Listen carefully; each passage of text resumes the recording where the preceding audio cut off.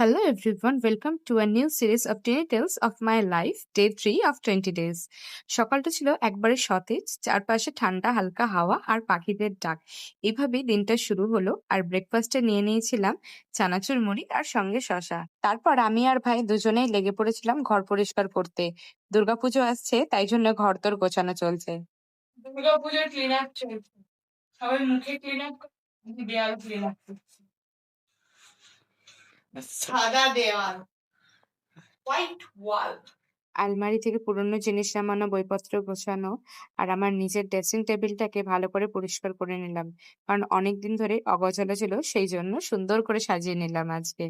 তারপরে স্নান সেরে আমি আর মা রান্নাঘরে ঢুকে পড়লাম লুচির প্রস্তুতি নিতে।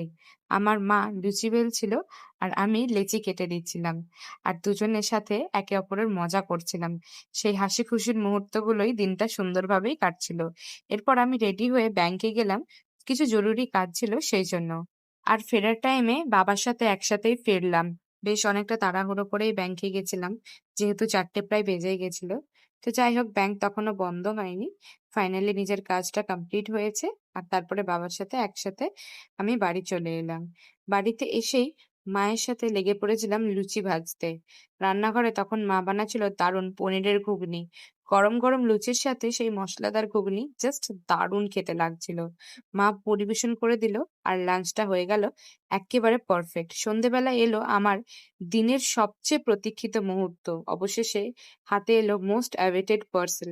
সত্যিই অনেক খুশি লেগেছিল তখন। তারপরে আমার স্টুডেন্টদেরকে টিউশন পড়িয়ে আজকের দিনটা এইভাবেই আমি শেষ করলাম। তো এই ছিল আমার tiny tales of my life day 3। আবার কাল দেখা হবে নতুন একটা ভিডিও নিয়ে, নতুন গল্প নিয়ে।